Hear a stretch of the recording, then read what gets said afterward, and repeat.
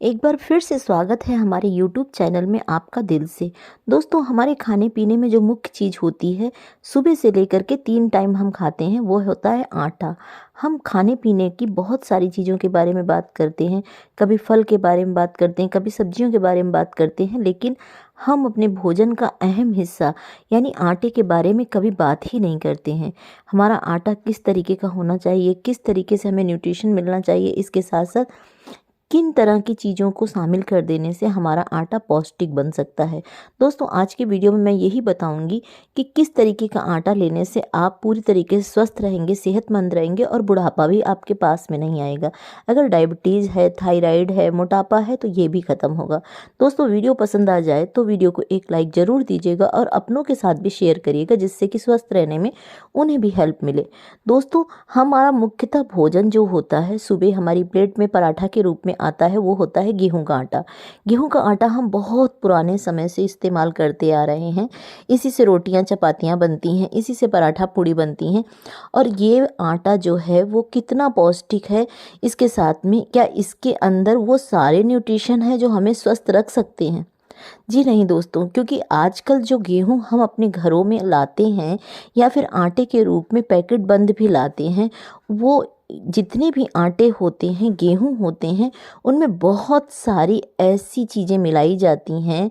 बोते समय किसान हाइब्रिड के गेहूं बोते हैं, जिसके कारण से अधिक मात्रा में गेहूं का उत्पादन हो और उन्हें कुछ न कुछ अधिक मुनाफा मिल सके, और यह ज़रूरी भी है।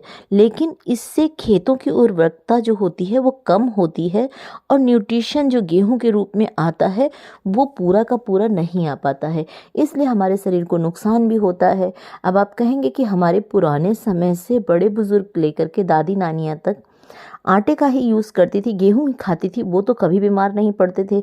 लेकिन दोस्तों, मैं आपको बता दूं कि पहले के समय में, बहुत पुराने समय में बहुत सारे केमिकल्स या बहुत सारी खादें जो होती थीं वो खेतों में नहीं मिलाई जाती थी, जिससे कि गेहूं शुद्ध होता था।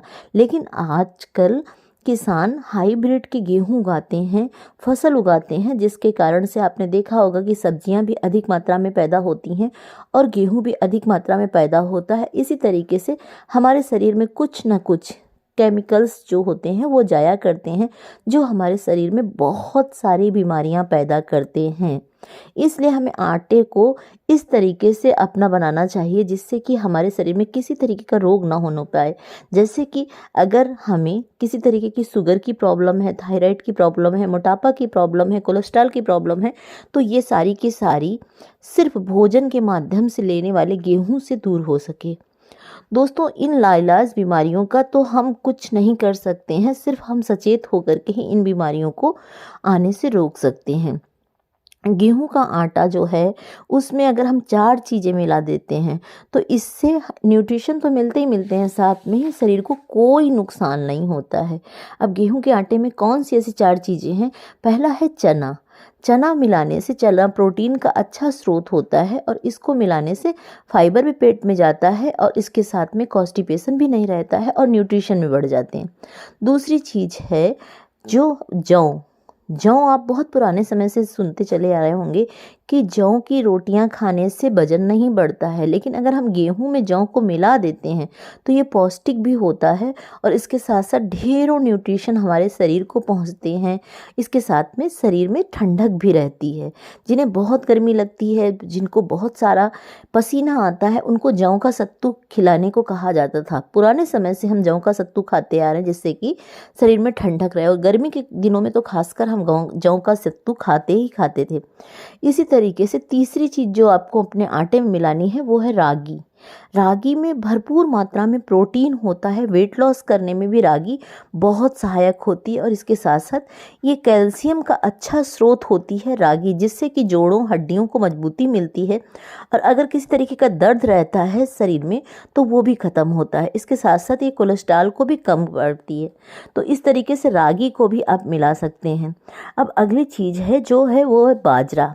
बाजरा जो होता है वो आयरन का अच्छा स्रोत होता है, मोटे अनाज में आता है और इसका सेवन करने से मोटापा भी घटता है, साथ में ही सारे न्यूट्रिशन मिलते हैं।